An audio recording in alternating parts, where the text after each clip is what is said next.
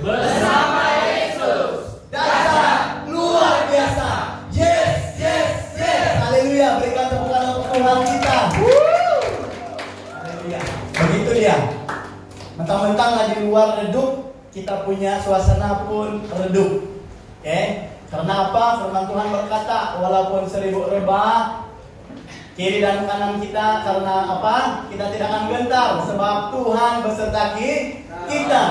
Sama seperti hari ini, walaupun di luar redup, mau hujan, janganlah itu mengganggu kita, feeling kita untuk mendengar firman Tuhan. Amin. Amin. Saya minta jemaat Tuhan dengan senang hati supaya kita tinggalkan dulu hal-hal di luar. Jangan kita bawa-bawa perkara di luar masuk ke dalam gereja, karena itu pastinya akan mengganggu fokus kita. Kalau ada kerja-kerja di luar yang belum siap, tinggalkan dulu. Kalau ada urusan-urusan yang belum selesai, jangan dipikir-pikirkan dulu. Karena fokus utama kita bersama hari ini adalah firman Tuhan. Carilah dahulu kerajaan Allah, maka semuanya itu akan ditambahkan kepada kita. Mungkin kita gemar dengan ayat ini. Saya juga gemar. Carilah dahulu kerajaan Allah, carilah dahulu firman Tuhan, maka semua urusan yang membimbangkan, merisaukan kita itu tidak akan menjadi apa-apa, karena kita bukan berjalan sendirian, karena Tuhan, Roh Kudus Tuhan itu yang akan senantiasa bersama dengan umatnya. Jadi untuk itu, sesuai dengan puji-pujian dan penyembahan kita tadi, semuanya adalah memfokuskan kepada Roh Kudus.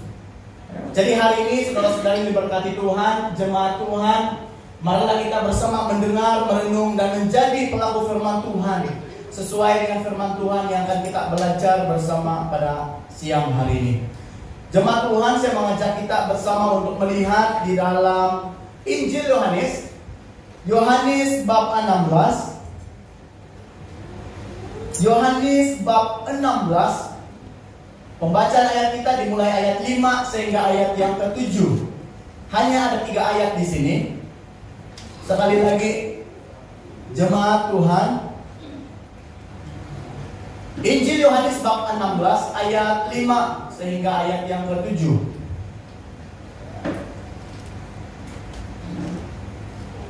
Jemaat Tuhan mendapatkan ayat ini, katakan amin. Amin. Artinya kita sudah melihat ayat ini. Dan mari kita membaca bersama-sama dengan suara yang kedengaran. Apapun terjemahan yang ada pada Anda, kita baca saja, laungkan itu dengan luahan hati kita yang benar-benar merindukan firman Tuhan. Siap firman Tuhan? Katakan amin. Amin. Mari kita membaca ayat ini dalam hitungan 1, 2, 3. Tetapi sekarang aku akan pergi kepada Dia yang mengutus aku. Tetapi tidak seorang pun daripada kamu bertanya, kemana guru mau pergi? Sekarang kamu sedih, karena aku sudah memberitahu kamu hal ini. Tetapi apa yang aku katakan kepada kamu benar. Untuk kebaikan kamu, lebih baik aku pergi. Jika aku tidak pergi, penolong itu tidak akan datang kepada kamu. Tetapi jika aku pergi, aku akan mengutus Dia kepada kamu, kepada jemaat Tuhan. Sekali lagi saya membaca dalam terjemahan bahasa Indonesia. Ayat 5. Tetapi sekarang aku pergi kepada Dia yang telah mengutus aku, kata Yesus kepada para muridnya. Dan tiada seorang pun di antara kamu yang bertanya kepadaku, kemana engkau pergi? Tetapi karena aku mengatakan hal itu kepadamu, sebab itu hatimu berduka cita, kata Yesus kepada mereka. Ayat 7 terakhir. Namun benar yang kukatakan ini kepadamu adalah lebih berguna bagi kamu jika aku pergi, kata Yesus kepada mereka.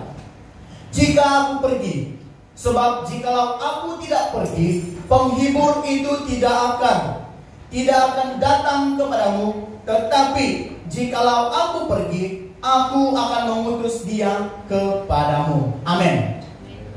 Jemaat Tuhan, kalau kita membaca teks ini secara keseluruhannya, kita akan melihat bahwa di atas tajuk besar teks firman Tuhan ini adalah pekerjaan penghibur. Seperti minggu-minggu yang lalu, saya sudah katakan bahwa kita akan memfokus beberapa minggu ini mengenai Roh Kudus Tuhan. Jadi pada minggu ini kita masih teruskan dengan topik ataupun pembelajaran yang sama, yaitu mengenai Roh Kudus. Saudara, melalui teks firman Tuhan ini, saya membawa kita bersama untuk melihat dan merenungkan tema, bahkan isi-isi yang akan kita pelajari bersama selepas ini. Di mana temanya, saudara, adalah mengenali pribadi Roh Kudus dengan benar. Mari kita katakan bersama. 1, 2, 3. Mengenali pribadi Roh Kudus dengan benar. Mengenali pribadi Roh Kudus dengan benar. Saudara-saudari yang diberkati Tuhan, sangat penting untuk kita kenal pribadi Roh Kudus dengan benar yang sudah dinyatakan Yesus kepada muridnya sejak dahulu kala. Bahkan bagi semua kita, generasi baru ataupun turun-temurun, sehingga kepada kita hari ini, di mana firman Tuhan adalah firman yang sama, tidak berubah dahulu, sekarang, dan selamanya. Karena apa yang disampaikan oleh Yesus semuanya telah tergenapi dan akan dan sedang terjadi di dalam kehidupan kita sebagai umat yang percaya. Jadi saudara-saudara yang diberkati Tuhan, kita melihat sedikit daripada pengenalan akan firman Tuhan yang telah kita baca ataupun pada bahagian yang telah kita baca bersama sebentar tadi. Saudara, hal yang terbesar yang pernah dilakukan Allah ataupun Tuhan Yesus bagi kita orang yang percaya adalah menyediakan Roh Kudus. Selain Allah mengaruniakan anaknya Yesus, Allah juga melakukan karya yang terbesar yang tidak pernah diberikan dunia bagi dunia, adalah Roh Kudus. Saya katakan, hal yang tidak dapat diberikan dunia kepada dunia adalah Roh Kudus. Tetapi yang dapat diberikan Allah bagi dunia dengan luar biasa sehingga hari ini adalah Roh Kudus. Roh Kudus merupakan suatu karya yang sangat besar, sama seperti Yesus telah mati di kayu salib yang telah menyelamatkan setiap kita manusia yang berdosa ini. Seperti kemarin ada sharing penetua tinggi bersama dengan kami Natal Pastor di Bundasan KRBC Kigandang. Jadi dia katakan ini yang sangat menarik hati saya. Siapakah yang merasa dirinya kudus? Coba angkat tangan, kata dia kepada kami semua para pastor. Soalan yang sama saya ajukan kepada jemaat Tuhan hari ini. Siapa yang merasakan diri dia sampai hari ini adalah manusia yang kudus?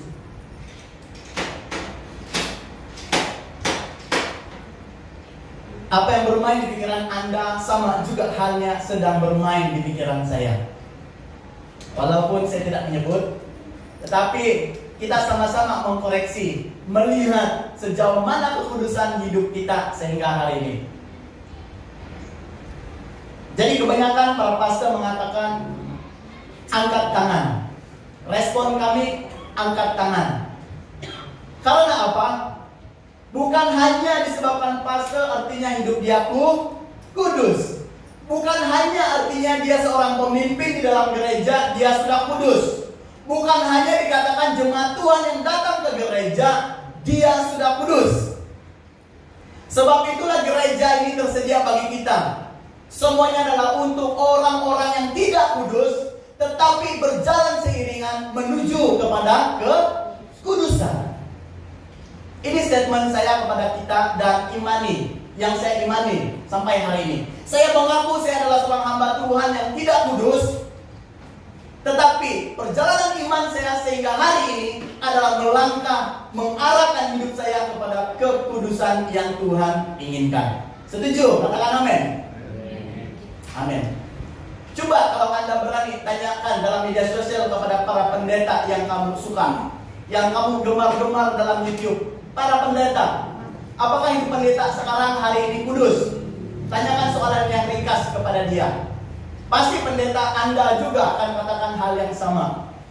Hidup kita bukan kudus, tetapi kita yang tidak kudus ini akan berjalan melangkah kepada kekudusan. Jadi, bagaimana hidup kita mengarah kepada kekudusan? Sebab itulah Tuhan berkata, aku akan mengirimkan Roh Kudus kepada kamu. Artinya, Tuhan tidak meninggalkan umat yang berdosa, tetapi Tuhan tetap meneguhkan kita yang berdosa ini tetap berjalan di dalam iman dan percaya kita, sehingga kita dapat mencapai hidup yang kudus. Tuhan tahu kelemahan kita sebagai umat gereja. Tuhan tahu kelemahan para pastor. Tuhan tahu kelemahan para pemimpin gereja. Tuhan tahu kelemahan kita sebagai umat Tuhan. Kalaupun Anda tidak berkata kepada Tuhan dalam doa ataupun hatimu yang Anda adalah umat yang tidak berdosa, yang tidak kudus, Tuhan tahu. Sebab itulah Roh Kudus dikirimkan Tuhan bagi kita untuk membawa hidup kita kepada kekudusan. Jadi saudara-saudara yang diberkati Tuhan, Allah kita adalah Tuhan bagi segenap alam semesta. Sebab itulah pentingnya firman Tuhan menjelaskan pada awal kitab Kejadian, Tuhan telah menciptakan segalanya. Jadi benarlah bahwa Allah kita adalah Tuhan bagi segenap alam semesta. Dia satu-satunya Allah sejati yang terdiri daripada 3 pribadi yang berbeza, tetapi dikenal sebagai Allah Bapa, Allah Anak, dan Allah Roh Kudus. Bayangkan kalau kata Yesus, aku datang, aku pergi kepada Bapa dan tidak mengirim sesuatu kepada kamu. Artinya mungkin dalam firman Tuhan akan berkata, Allah hanyalah adalah Allah Bapa dan Allah Anak. Roh Kudusnya tidak ada. Sebab itulah ketiga pribadi ini dikatakan, pribadi ini yang terus bersama dengan umatnya sejak dahulu bangsa Israel. Bahkan sehingga kepada kita hari ini, ketiga pribadi ini memainkan peranan yang sangat penting dalam karya keselamatan manusia, seperti kita yang tidak kudus tetapi berjalan mengarahkan hidup kita kepada kekudusan. Saudara-saudara yang diberkati Tuhan, sekalipun mereka adalah ketiga pribadi ini adalah terdiri daripada 3 pribadi, tetapi kita harus mengerti dengan benar seperti yang telah kita dengar khotbah-khotbah yang lalu, di mana benar bahwa ada 3 pribadi, tetapi mereka adalah satu Tuhan, satu Allah. Bukannya 3 pribadi di dalam satu Allah. Bukannya 3 pribadi, 3 Allah di dalam satu pribadi. Saya katakan sekali lagi, Allah sejati terdiri daripada 3 pribadi yang berbeza, tetapi bukan artinya dia adalah 3 Allah dalam satu pribadi. Saya harap kita mengerti jemaat Tuhan bahwa hal ini sangat penting. Karena apa? Banyak orang Kristen tidak tahu tentang Roh Kudus. Tetapi saya percaya bahwa jemaat PTC sangat mengerti.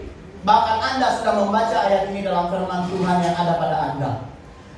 Bahkan juga jemaat Tuhan ada yang mengaku mengenal Roh Kudus dan memiliki dia dalam kehidupannya, kata dia.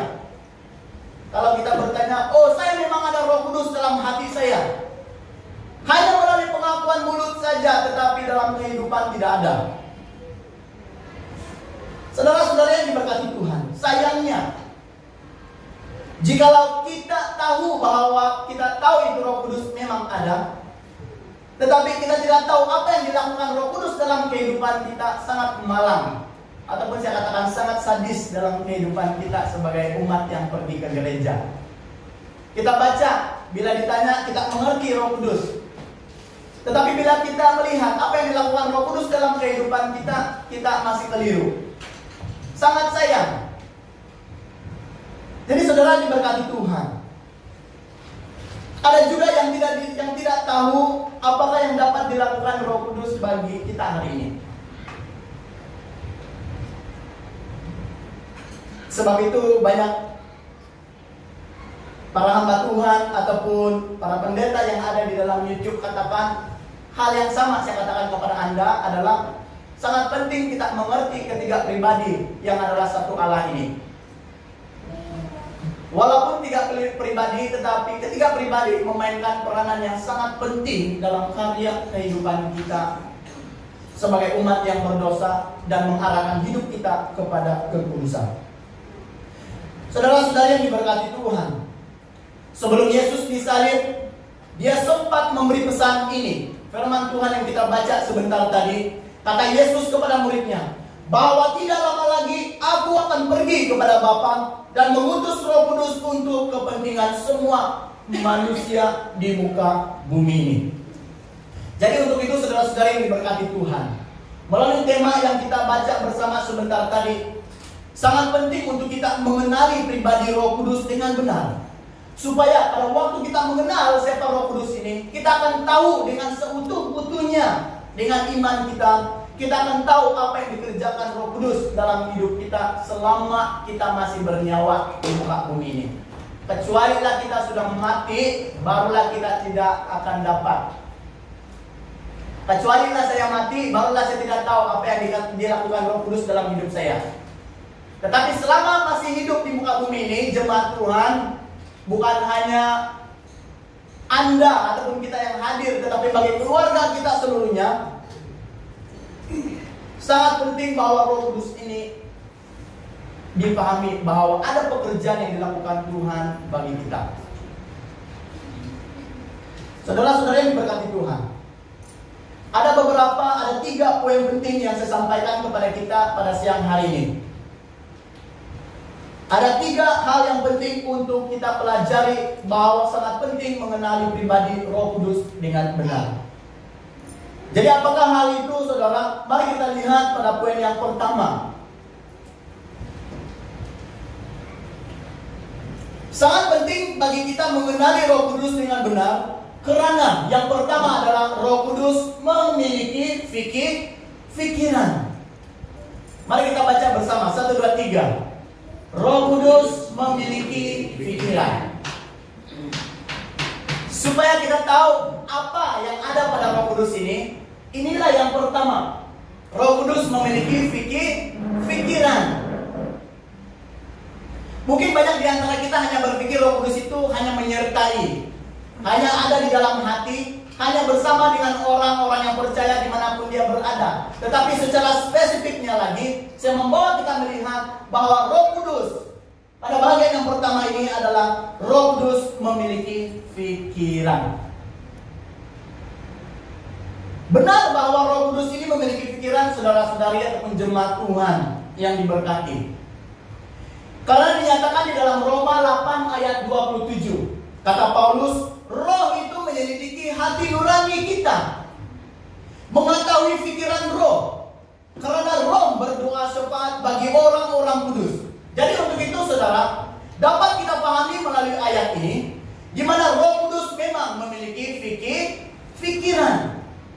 Seperti kita berpikir apa yang kita mau lakukan selepas ini. Sama seperti Roh Kudus. Roh Kudus juga memiliki pikiran tersendiri di dalam hati kita, umat yang percaya kepada Tuhan.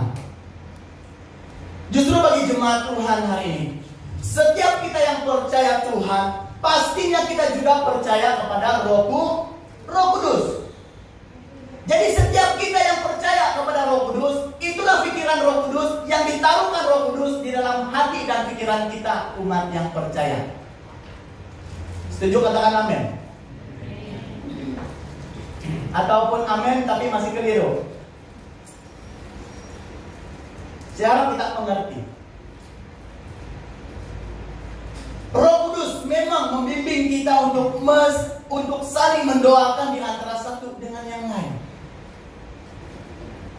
Itulah pekerjaan Roh Kudus di dalam kehidupan kita. Roh Kudus menaruhkan pikiran kita supaya kita dapat mendoakan orang lain. Pernahkah saudara melihat orang-orang yang ada di luar, dan setelah melihat mereka, Anda terus berdoa untuk mereka? Jujur, angkat tangan.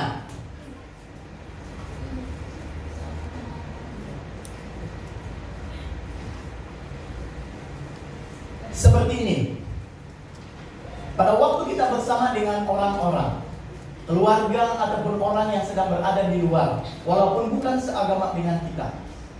Sampai pada waktu itu Anda merasa Anda mau mendoakan dia. Siapa yang pernah? Tapi saya yakin ada di antara kita ataupun semua di antara kita yang pernah.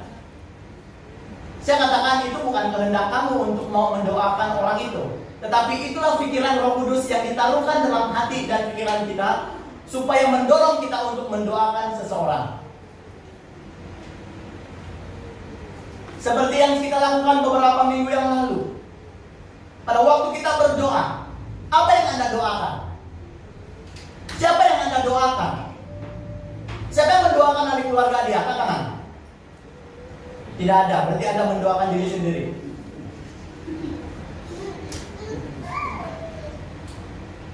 Dan saya katakan, pada waktu Anda berdoa juga untuk diri Anda sendiri, itu juga daripada pikiran Roh Kudus. Saya tahu setiap kita mendoakan sesuatu perkara, semuanya adalah daripada pikiran dan hati yang ada dalam hati kita. Amin.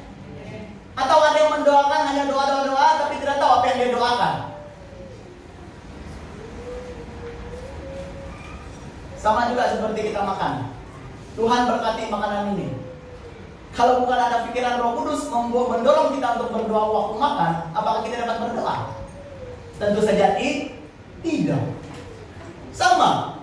Tuhan pimpin perjalanan kami selepas ini. Siapa yang mendorong Anda untuk berdoa?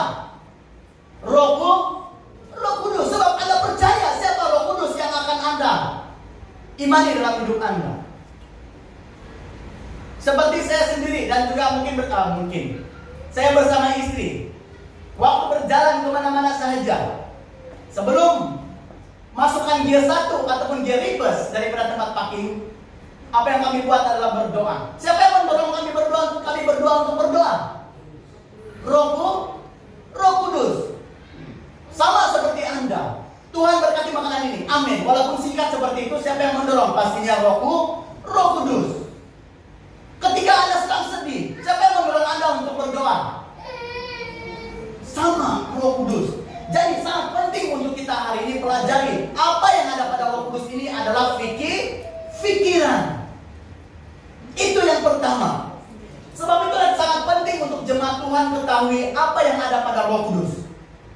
Bukan hanya kita berdoa dalam nama Allah Bapa, Anak dan Roh Kudus. Amin. Tetapi apa yang ada pada Roh Kudus kita tidak tahu.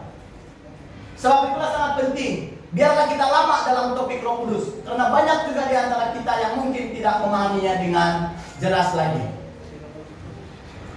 Jadi untuk itu saudara-saudara yang diberkati Tuhan, setiap perkara yang kita pikirkan dalam hidup ini, baik perkara baik maupun perkara jahat, semuanya itu sudah dipikirkan oleh Roh Kudus.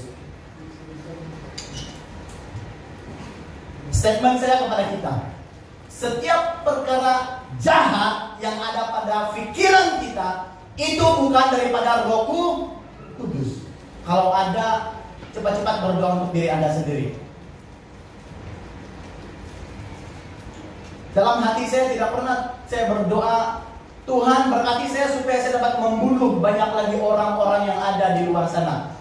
Tidak pernah. Kalau ada, mari kita berdoa bersama. Jangan kita dipengaruhi oleh doktrin-doktrin yang lain. Membunuh demi kebaikan, menipu demi kebaikan. Itu tidak ada dalam Alkitab. Tuhan tidak pernah berkata aku akan mengirimkan Roh Kudus, tetapi Tuhan tidak kirim. Tuhan tidak pernah berkata demikian. Aku berkata seperti ini, seandainya aku berkata seperti ini kata Yesus, supaya kamu senang hati sahaja pada waktu aku meninggalkan kamu. Tetapi nyata-nyata Tuhan tidak mengirimkan Roh Kudus. Tuhan tidak pernah berkata sedemikian rupa dalam firman Tuhan. Tetapi apa yang dilakukan Yesus adalah Dia berkata Dia mengirimkan Roh Kudus. Ternyata semua yang dikatakan telah digenapi. Jadi sebaiknya kalau ada doktrin-doktrin yang menipu demi kebaikan itu bukan dari Roh Kudus. Itu dari roh yang bukan kudus.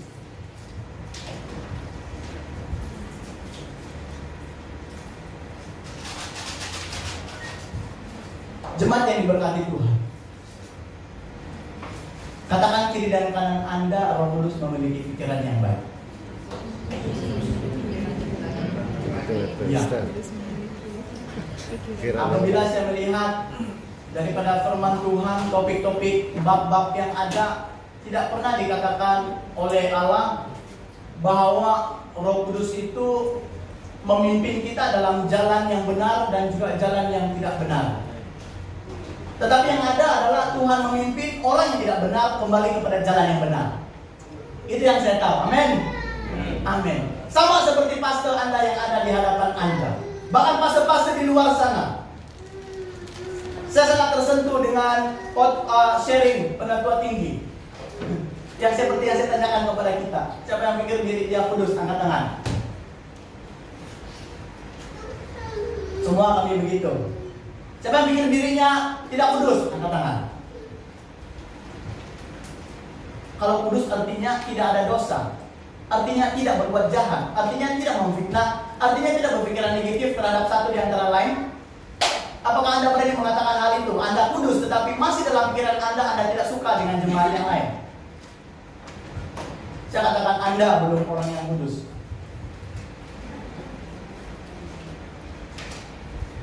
Tetapi kita yang tidak kudus ini dipimpin oleh Roh Kudus ke arah kekudusan. Jadi untuk itu jemaat yang diberkati Tuhan, firman Tuhan yang kudus inilah menuntun setiap kita melalui Roh-Nya sendiri, sehingga mengubah pikiran kita kepada arah yang lebih baik daripada hari ini. Amin. Amin. Yang kedua, jemaat Tuhan, yang kedua, sangat penting untuk kita mengenali pribadi Roh Kudus dengan benar, dengan jelas. Karena apa? Karena yang kedua ini, Roh Kudus memiliki kehendaknya tersendiri. Mari kita baca 1, 2, 3. Roh Kudus memiliki kehendaknya sendiri. Roh Kudus memang memiliki kehendaknya sendiri. Sama seperti kita. Saya hendak buat ini, saya hendak buat itu, saya hendak makan ini, saya hendak minum ini, saya hendak pergi ini, saya hendak pergi sana. Sama.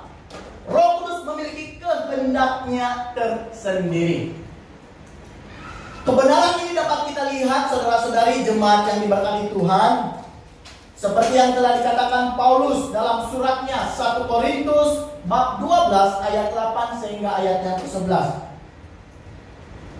Di mana dikatakan di dalam bahagian itu dicatat oleh Paulus bahwa Roh Kudus itu memiliki 9 karunia. 9 karunia. Karunia yang pertama adalah berkata dengan hikmat, karunia berkata dengan pengetahuan, yang ketiga karunia iman, yang keempat karunia menyembuhkan, karunia kelima melakukan mukjizat, karunia keenam melakukan nubuatan, dan yang ketujuh membezakan bermacam roh, ke-8 berbahasa lidah, dan yang ke-9 terakhir menafsirkan bahasa lidah ataupun roh itu sendiri. Jadi mengapa saya kaitkan dalam 1 Korintus bab 12 ayat 8 hingga 11? Karena melalui 9 karunia ini dikatakan, tetapi semuanya ini dikerjakan oleh Roh Kudus satu-satunya dan memberikan karunia kepada tiap-tiap orang secara khusus seperti yang dikehendakinya. Sekali lagi saya baca kepada kita. Di dalam ke-9 karunia rohani, semuanya itu dikerjakan oleh Roh Kudus yang satu dan memberikan karunia kepada tiap-tiap orang secara khusus. Secara khusus seperti yang dikehendakinya. Jadi saudara-saudari diberkati Tuhan, artinya kalau kita melihat poin yang kedua ini, Roh Kudus memiliki kehendaknya tersendiri, sudah dinyatakan pada bahagian ini. Di mana?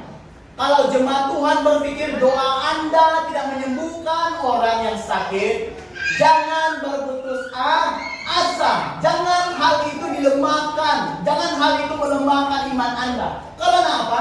Dikatakan di sini orang yang percaya akan diberikan karunia secara khusus mengikut kehendaknya sendiri.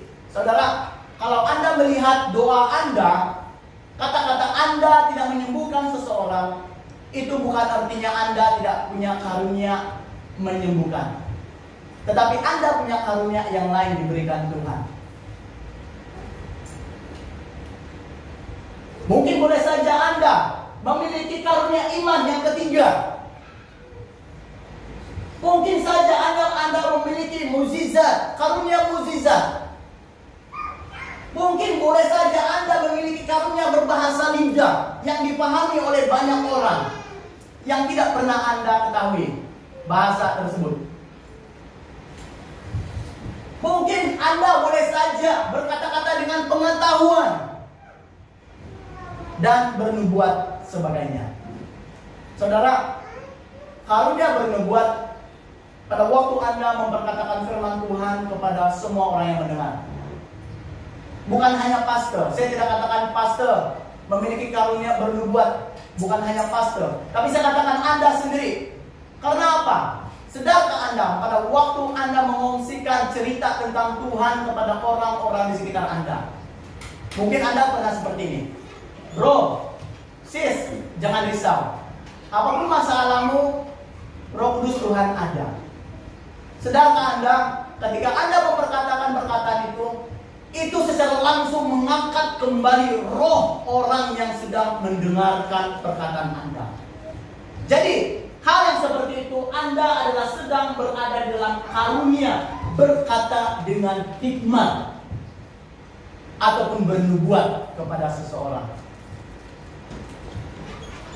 Jadi, melalui semuanya ini, bagi kita jemaat Tuhan, Roh Kudus Tuhan memiliki pemberian khususnya kepada kita mengikut kehendaknya sendiri. Mungkin ada yang pernah bertanya, kenapa pada waktu pastor berdoa orang itu tidak sembuh, tetapi pada waktu pemimpin ataupun jemaat mendoakan orang yang sakit itu sembuh? Mungkin pernah terjadi di PTC, mungkin pernah terjadi di tempat-tempat yang lain. Kalau di tempat-tempat yang lain saya pernah dengar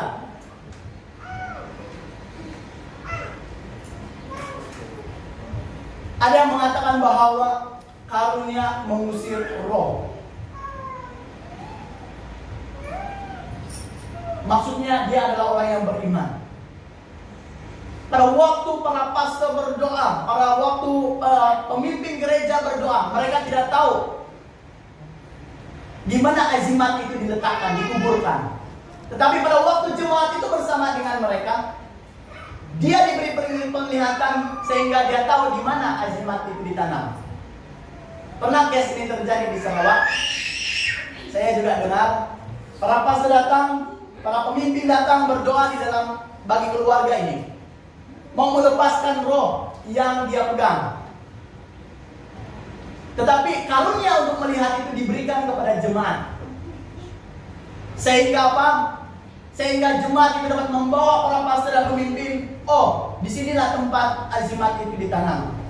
Apa yang terjadi? Benar-benar mereka lihat ada benar hal benda itu di tempat di mana dia tunjukkan. Artinya saudara, tidak semestinya kita pastor ataupun pemimpin saja, tetapi semua orang boleh mendapatkan karunia yang ada ini sesuai dengan kehendak Roh Kudus. Tuhan boleh pakai siapa-siapa saja. Jadi janganlah jemaat lemah imannya, maksudnya Anda hanya berpikir bahwa pastor saja. Pastor sama seperti kita. Hanya pastor itu graduate daripada teologi. Bukan artinya jemaat tidak dapat mendoakan orang yang sakit. Semua kita pasti boleh berdoa untuk mendoakan orang yang sakit. Amin. Sebab itulah jelas dikatakan di bawah.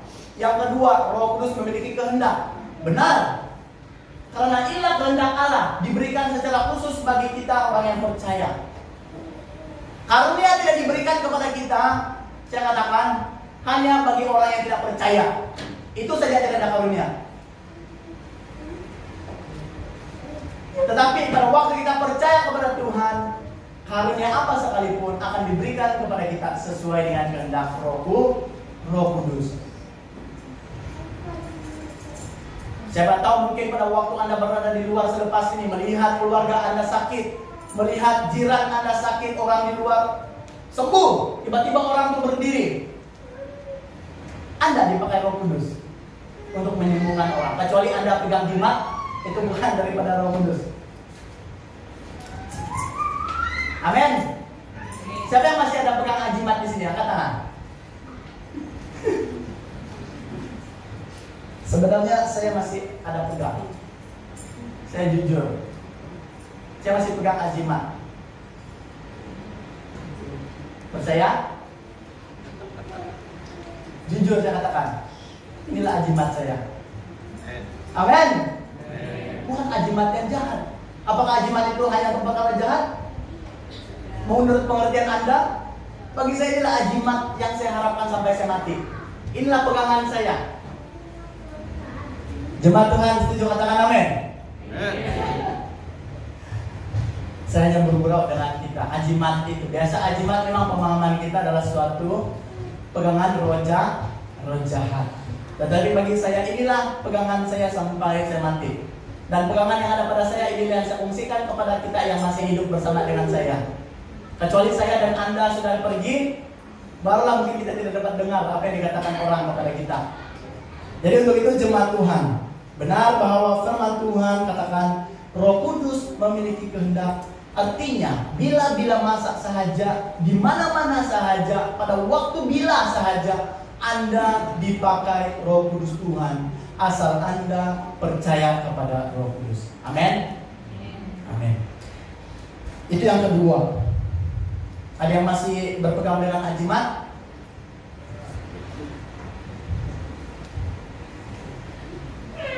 Biarlah ajimat kita adalah ajimat firman Tuhan. Amin. Jangan kita pergi cari ajimat yang lain di luar selepas ini. Yang ketiga, saudara-saudara yang diberkati Tuhan, sangat penting bagi kita mengenali Roh Kudus dengan benar, dengan jelas, dengan pasti. Karena apa? Roh Kudus memiliki perasaan. Mari kita baca 1, 2, 3. Roh Kudus memiliki perasaan. Benar saudara-saudara yang diberkati Tuhan, jemaat PTC yang sangat dikasihi oleh Roh Kudus Tuhan ini sendiri. Benar bahwa Roh Kudus juga mempunyai bermacam emosi atau perasaan.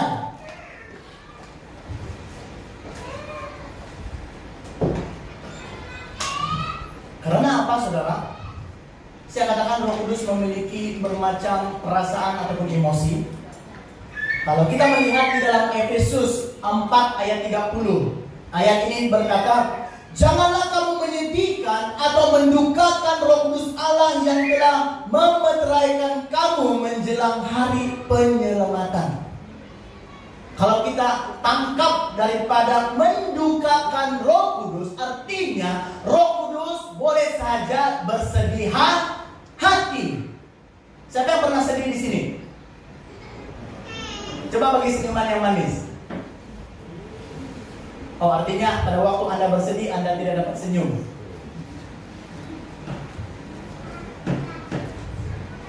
Saya yakin dan pasti apapun kesedihan Anda mampu untuk senyum bagi dunia. Amin. Amin. Kita kembali kepada bahagian ini. Dikatakan janganlah kamu menyedihkan atau mendukakan Roh Kudus Allah yang telah menyelamatkan kamu, umat yang telah ditebus oleh Tuhan. Artinya saudara, kalau ayat ini berkata mendukakan, artinya Roh Kudus boleh saja sedih, kecewa dengan perbuatan kita, yang mengatakan kita adalah orang yang percaya. Ternyata kehidupan kita bukanlah orang yang percaya. Roh Kudus boleh saja sedih. Kalau Roh Kudus menuntun kita, janganlah berbuat ini, kita masih juga mau berbuat, artinya Roh Kudus sudah dikecewakan oleh Anda ataupun saya sendiri.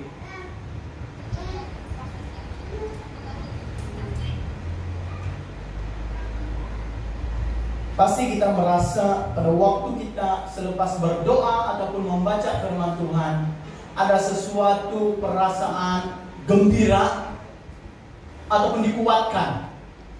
Betul? Siapa yang pernah? Jangan angkat tangan. Kita sendiri periksa.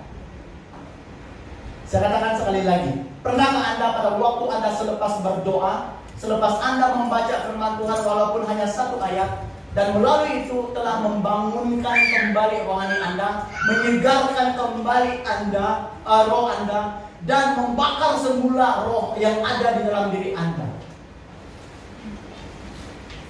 Kalau itu terjadi, artinya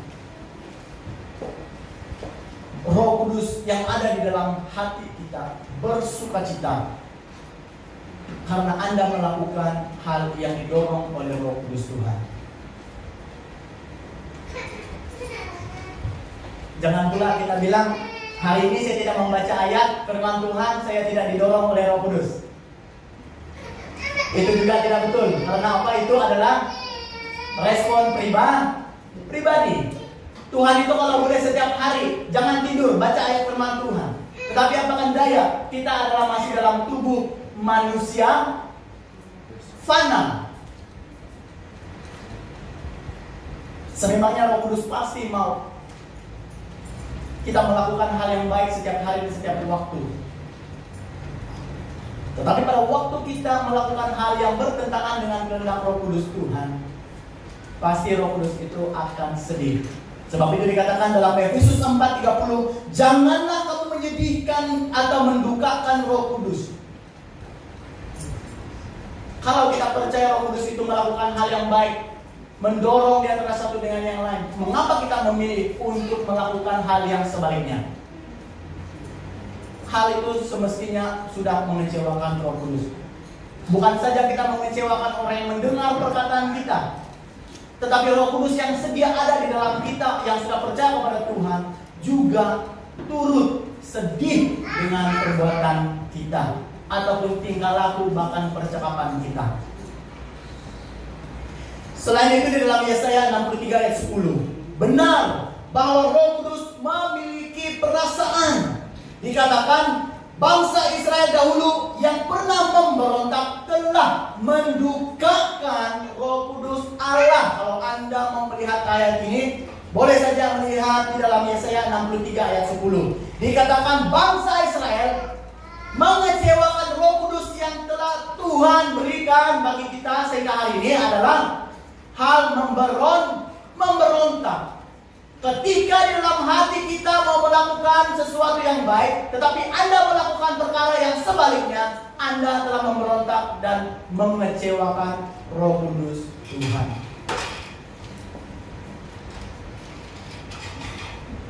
Jelas saudara-saudara yang diberkati Tuhan, jika kita tidak mentaati firman Tuhan dan melakukan hal-hal yang tidak disukai oleh Roh itu sendiri, seperti benci, dendam, tidak jujur, fitnah, tidak sopan, angkuh, bongkar, congkak, semua itu mendatangkan duka cita. Tetapi ketika pada waktu kita merasa kita orang yang tidak jujur, kita merasa kita adalah orang yang benci, kita adalah orang yang tidak mengasihi, cepat-cepat berdoa dan minta ampun dengan Tuhan. Saya akui, saya sama istri sama. Terkadang cerita kami dua tidak ngam, satu channel. Apa mau sembunyi? Perkara yang benar. Siapa yang tidak pernah dalam suami istri tidak pernah ada tidak bersepahaman pendapat? Yang belum kawin pelan-pelan. Pasti Anda punya girlfriend. Sama. Ketika dua channel tidak satu sehaluan, ada sahaja yang tidak ngam.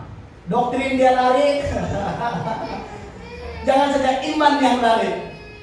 Tetapi apa yang kami lakukan adalah kami ambil masa untuk berdoa dan minta maaf dan saling mengampuni.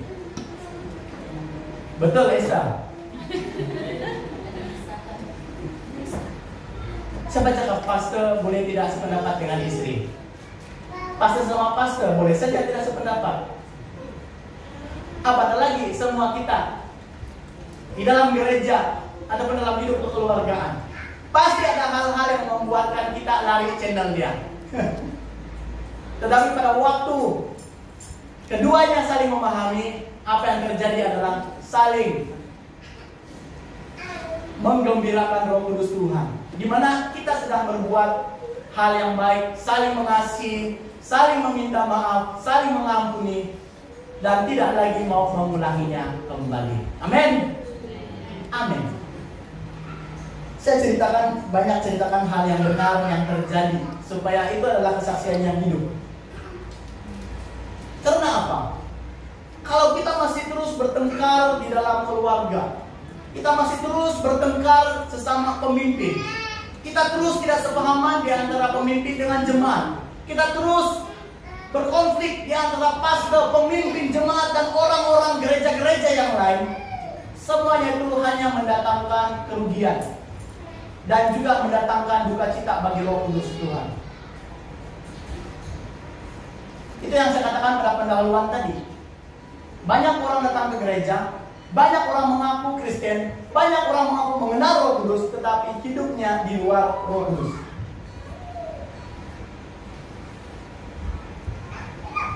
Jadi untuk itu saudara-saudari dan keluarga kerajaan Allah di tempat ini, sama halnya bagi manusia, terkadang kita mengalami duka cita. Siapa yang pernah bersedih? Macam saya, angkat tangan ini. Siapa yang pernah bersedih? Amin. Kalau Anda belum pernah bersedih, saya rasa Anda cukup tidak beruntung, karena Anda tidak mengalami hal kesedihan. Seperti sayur hanya garam tapi tidak ada aji. Tapi saya percaya bahwa kita semua pernah mengalami kesedihan, betul? Sama seperti saya. Pasti kita mengalami duka cita. Dan Roh Kudus yang ada di dalam hati kita juga mengalami hal yang sama. Apa yang kita alami, Roh Kudus Tuhan juga mengalami hal itu. Karena apa? Karena Roh Kudus memiliki kemampuan untuk berkomunikasi di antara hati dan pikiran, perasaan kita semua. Sehingga apa? Sehingga Roh Kudus menyalurkan perasaannya untuk tetap bersemangat, untuk tetap kuat, untuk tetap percaya kepada Tuhan. Sesulit apapun yang kita lalui sekarang ini jemaat Tuhan, tanpa Anda menceritakan dengan orang-orang lain, hanya Anda dan keluarga Anda saja yang tahu. Apapun kesulitan, masalah yang kita hadapi, Roh Kudus Tuhan tahu semuanya. Untuk itulah Roh Kudus senantiasa berkata dalam hati kita, tetap semangat, tetap kuat, tetap berjuang, tetap percaya, tetap beriman, tetap patuh dengan firman Tuhan. Amin. Amin. Kalau ada hal ini berkata dalam hati kita, tapi Anda tidak menerima perkataan itu urusan Anda. Roh Kudus sangat berbelas kasihan kepada kita semua. Sebab itu dikatakan dalam Galatia 5 ayat 22 sehingga ayat yang ke-23. Roh Kudus berusaha mengerjakan kasih dan semua 9 buah roh itu di dalam hidup kita.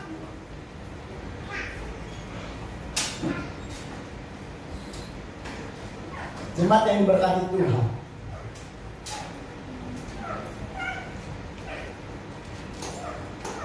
itulah sebabnya mengapa Roh Kudus memimpin kita untuk belajar 9 buah roh pada waktu ataupun siri khotbah yang lalu. Hari ini ditanyakan kepada kita, apakah kita hidup di dalam 9 buah roh tersebut? Buah roh yang pertama, kasih, sukacita, damai sejahtera, kemurahan, kebaikan, kesetiaan, lemah lembut, penguasaan diri, dan kesabaran. Ada masa-masa kita tidak sabar, ada masa-masa kita tidak mengasihi, ada masa-masa kita tidak patuh.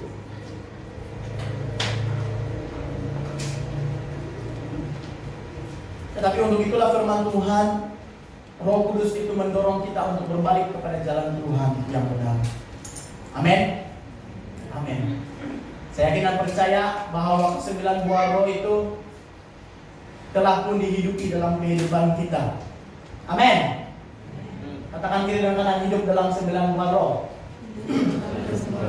Saya sendiri, Pastor, hiduplah dalam 9 buah roh. Katakan dengan semangat dalam hati Anda, apatah lagi dengan orang lain. Kalau Anda sendiri tidak hidup dalam 9 buah roh, layak ada kamu kan? Hiduplah dalam 9 buah roh, kamu sendiri tidak hidup. Itu munafik. Jadi begitulah dia. Apapun keadaan kita, jangan lepas daripada kebenaran firman Tuhan. Memang kita boleh saja menyimpang daripada kebenaran, tetapi Roh Kudus Tuhan tidak pernah membiarkan kita untuk terus berjalan di dalam kegelapan kehidupan kita. Karena untuk itulah Roh Kudus dikirimkan Yesus melalui Allah Bapa di sorga untuk menuntun kehidupan kita supaya kita tetap mendengar dan mengikuti kata Tuhan. Jadi terakhir, saudara-saudara yang berkati Tuhan, firman Tuhan mendorong kita semua agar kita dapat mengenali Roh Kudus dengan benar setiap hari dan setiap waktu. Pimpinan dan penyertaan Roh Kudus sangat penting dalam kehidupan kita sebagai orang yang percaya, di mana selagi kita masih bernafas. Karena apa? Roh Kudus Tuhan memiliki pikiran, Roh Kudus Tuhan memiliki kehendak, dan Roh Kudus Tuhan memiliki perasaannya sendiri. Kalau Anda sedih, Roh Kudus Tuhan turut mengalami kesedihan Anda. Kalau Anda gembira untuk hal yang baik, Roh Kudus Tuhan juga gembira. Kalau Anda bergembira untuk hal-hal jahat yang Anda lakukan, saya yakin dan percaya Roh Kudus juga tidak akan gembira untuk hal yang tidak baik yang Anda ataupun kita semua lakukan. Jadi untuk itu jemaat Tuhan melalui firman Tuhan ini, yang pertama kita harus mengenali Roh Kudus dengan benar adalah Roh Kudus, karena Roh Kudus memiliki pikiran. Sebelum kita berpikir, Roh Kudus sudah tahu. Roh Kudus memiliki kehendak. Sebelum kita menginginkan sesuatu, Roh Kudus sudah memilikinya tersendiri. Dan Roh Kudus memiliki perasaan. Sebelum pun kita sedih, sebelum pun kita gembira, Roh Kudus Tuhan telah mengetahuinya terlebih dahulu. Jadi untuk itu saudara-saudari, jangan pernah kita menyembunyikan hal-hal yang terjadi dalam hidup kita dengan Tuhan, karena Roh Kudus senantiasa ada di dalam hidup kita selagi kita percaya kepada Tuhan. Amin. Amin. Kalau Anda susah hati, jangan lupa bagi tahu Tuhan Yesus. Kalau Anda gembira, jangan lupa bersyukur kepada Tuhan. Jangan hanya pada waktu gembira kita puji Tuhan, pada waktu kita sedih, Tuhan di mana kau?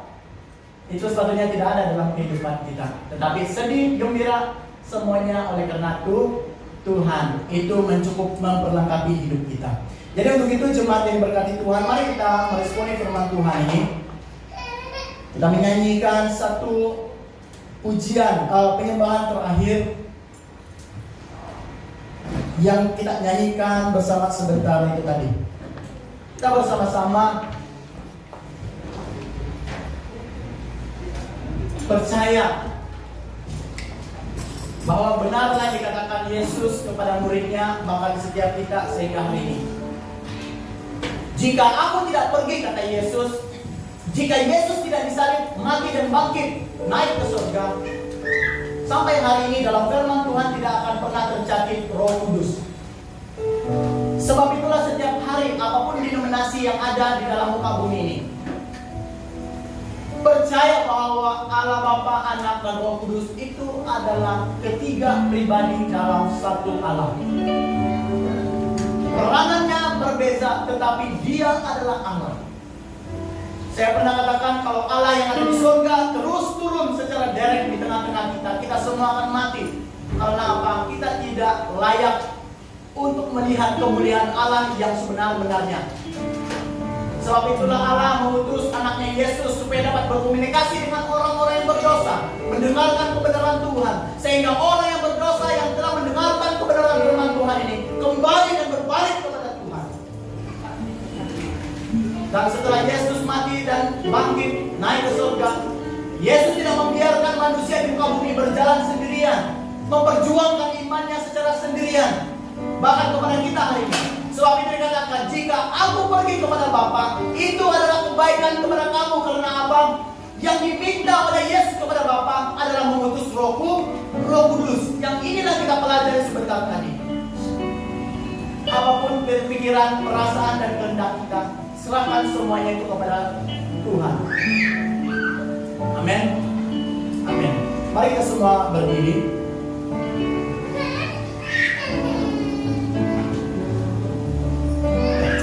Mari kita berdiri bersama, kita menyanyikan penyembahan ini.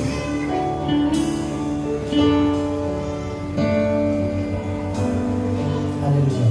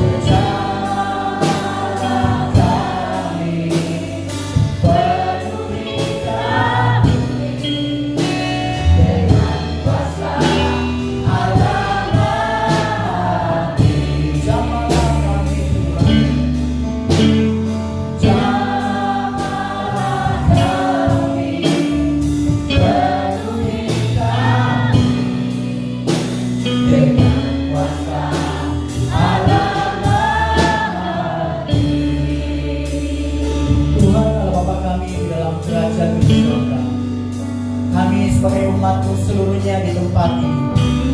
Kami bersyukur Tuhan melalui firman-Mu yang telah kami baca, kami dengar bersama.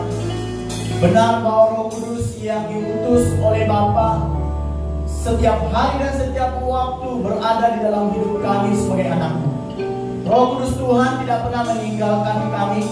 Roh Kudus Tuhan tidak pernah membiarkan kami. Roh Kudus Tuhan tidak pernah mengabaikan kehidupan kami. Karena sehingga hari ini kami berada di tempat ini, artinya Tuhan senantiasa memimpin dan melindungi, memelihara kami melalui Roh-Mu sendiri. Terima kasih Tuhan. Kami tahu bahwa umat-Mu pasti memiliki pergumulan tersendiri. Ada yang sedih, ada yang gembira, ada yang sukacita, ada yang berduka hati. Tuhan, kami tahu semuanya ini Tuhan telah dilalui oleh Tuhan Yesus sendiri. Bahkan setiap kami hari ini. Tetapi untuk itu Tuhan, Roh Kudus yang telah diutus Tuhan adalah menjadi pribadi yang menolong kami setiap hari dan setiap waktu, menghibur kami Tuhan, menguatkan setiap hati dan iman kami, sehingga kami tidak terus-menerus jatuh, supaya kami tidak terus-menerus lemah di dalam iman dan percaya kami kepada Tuhan.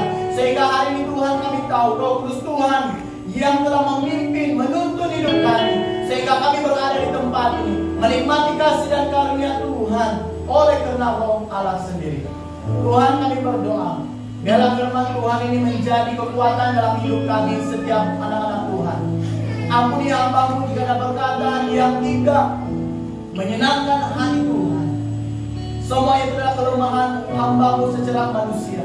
Tetapi biarlah segala yang baik, segala yang membangun, segala yang menguatkan adalah daripada Roh Kudus Tuhan sendiri tercurah di dalam hati umat-Mu di tempat ini.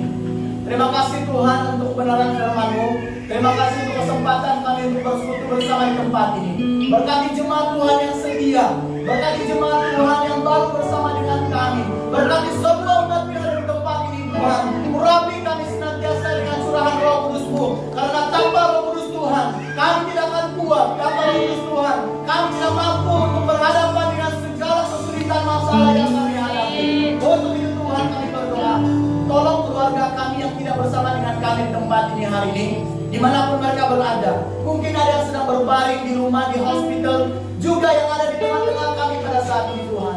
Roh Kudus mulai menghibur kami, menyembuhkan kami, menguatkan kami, dan mendorong kami supaya kami tetap menikmati pertolongan Tuhan seumur hidup kami. Ini doa kita bersama. Diberkatilah jemaat Tuhan melalui firman Tuhan. Kita semua diurapi Roh Kudus Tuhan. Mulai hari ini bahkan sampai Maranatha Tuhan Yesus datang. Dengan nama Allah Bapa, Anak dan Roh Kudus, Tuhan dan Juru Selamat kita, semua kita katakan amin. Semua jemaat Tuhan dipersilakan.